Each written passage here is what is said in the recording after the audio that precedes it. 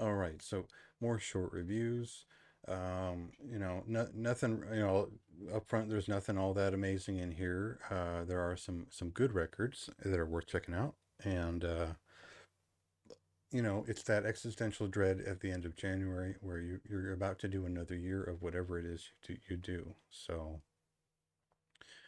first up, we have those words, and what they mean is fire at will, which is a Greece based crust hardcore punk band, and a pretty good one. These guys have some history in some other bands, and they're good at what they do. This is just a straightforward late 80s style crust record. It's fast, sounds great. It's got kind of a, they've got two guitar sounds going on there, and the way they clash is very similar to a little bit of like Boston hardcore. A lot of those bands would record in a way where you get the room presence, and you get some of the room presence on this record, and it sounds great. I connected with it right away. I think it's fast, effective, and just solid hardcore crust. Um, Nothing to really mull over there, but just a fine article in general.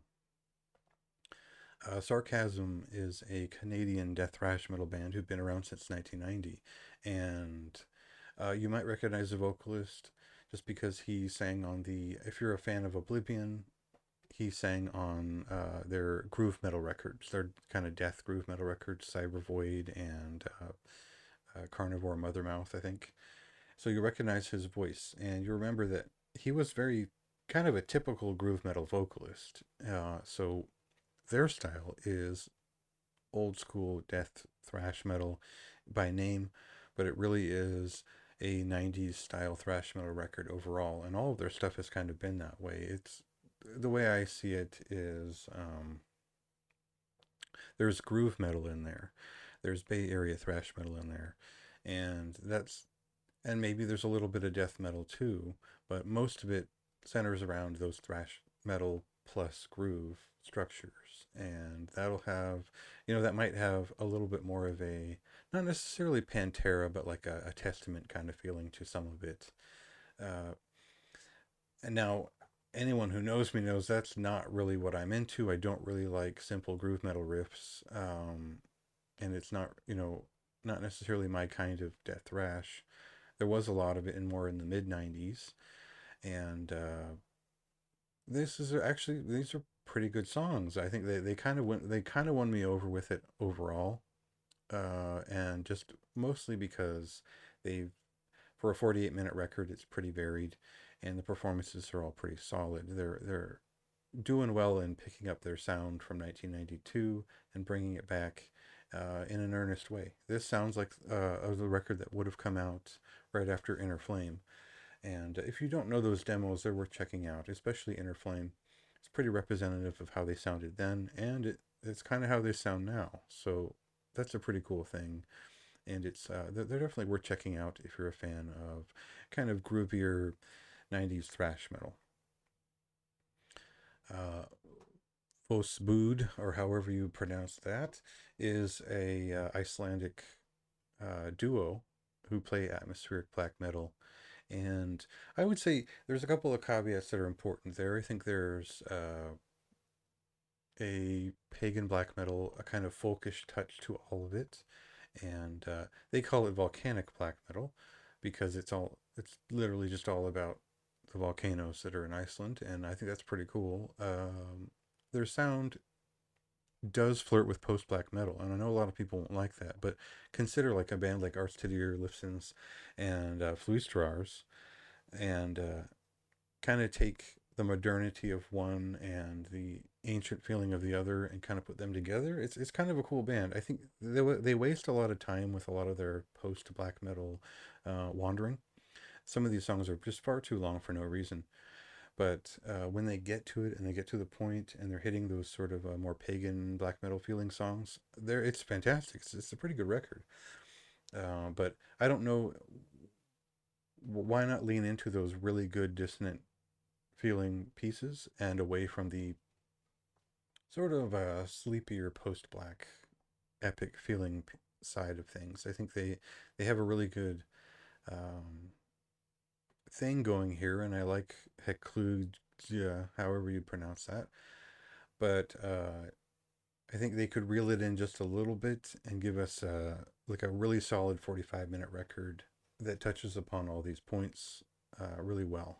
So it's not perfect for my own taste, but that didn't stop me from listening to it quite a bit these last couple of weeks. Uh, Tumulation is a death doom metal band from the guys in Conjureth, and I think most of them were also in a couple of other bands like Golgotha, and this is an interesting kind of experiment that they've done here. They all sort of trade seats from what they do in Conjureth, and then they each wrote a song, and you could tell there's a different hand who wrote each song because it forces you to see that uniform register attack three different approaches to guitar progressions. So, I mean, yeah, I won't go through it song by song, but all of it has a different register that sort of lines up with sort of the asphyx and bolt thrower feeling. So I don't really want to sum it up by saying they sound like those old school bands, but there is some modern affect to it. I wouldn't compare it to Hooded Menace. I'd probably rather compare it to those other groups that I've mentioned here. Anyway, it's good. It sounds great. It's kind of a little bit raw of a demo.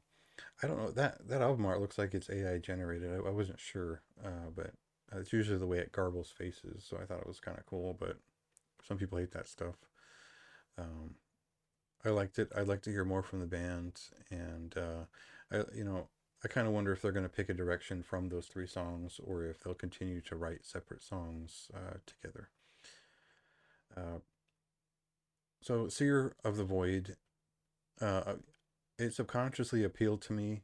This second record from the band, Mantra Monolith, it appealed to me because I'm a big fan of Cathedral, and I don't mean just early Cathedral. I like all Cathedral. I'm a very big fan of Cathedral, and uh, surprisingly enough, I listen to the kind of early 2000s stuff the most, the late 90s, early 2000s, and this kind of touches upon that sort of end time sort of sound, less serious. Um, I don't particularly like the vocalist, his register, and but they've improved quite a bit from the first album. The cadence of each song was completely broken on that first record. I just thought it was bad. So this actually pulls off more of a stoner rock swing to it, and a little bit more of a doom feeling overall.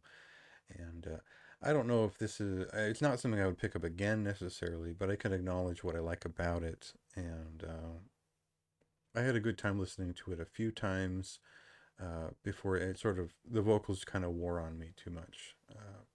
Might be your thing, I don't know. Free Roads Do What You Feel is, so it's a classic heavy rock record from a new wave of traditional heavy metal band. So what does that mean? Is it uh, it's kind of a hard thing for me to describe because I don't, it's very good, it's catchy, but it has that softness of like an Enforcer record, where they're trying to tribute the 70s, but they kind of go a little bit too soft with it, and they're not virtuosos here. So when you tell me that your band sounds like UFO and Thin Lizzy, but you're kind of playing like a bar band, for me it's just all right. Well, that's fun, but uh, yeah, I didn't find this to be like virtuosic or catchy. Or there was a couple of songs that are really great. There's a new wave of British heavy metal kind of anthem feeling to "Pray for the King." Very familiar vocal melody for anyone who listens to a lot of like Rainbow and that kind of thing. But overall, again, there's a retro feeling to it that doesn't quite connect with. like I have a very strong understanding of what 70s rock and heavy metal was, and how it transitioned into the 80s, and how all of that sounds, and how, how good a lot of the records they're sort of referencing were. And for me, this doesn't have that amazing guitarist that writes those crazy songs or the licks. It doesn't really have um, you know it, yeah, it's a tough thing because it's a good record. It's a catchy rock record, but it might just be it's a little bit too in the bubble for a new wave of traditional heavy metal. It's important to remember we can't go comparing a record like this to these classics when they've meant so much for so long and are still so good. Uh, yeah, I don't know. That's just my rant. I don't mean to go for it. It's a good record, um, but I don't think. Yeah, it's just I don't think it's an addition to the canon so much as it's an addition to pull people into some fun rock music. You Um, I have similar thoughts about Dead Will Walk. It's now these folks. I think most of them are. It's a Netherlands-based uh, trio who are generally all in punk bands, as far as I know, or kind of hardcore bands. And they put out at least one EP before this, and this is kind of their take on just old school death metal in kind of a Swedish style. And pretty straightforward EP here. It's horror themed. You'll get the autopsy influence, the early entombed influence, and kind of that.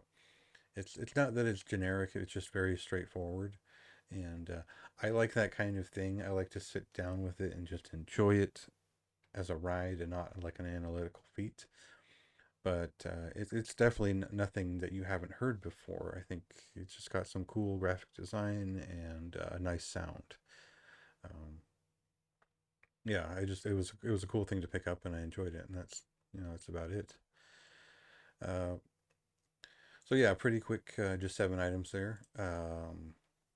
Some of those I think are pretty great. Some of them are kind of average. So we're getting to the end of the month, so it's not going to be the tip of the we're the top of the tops. So check them out.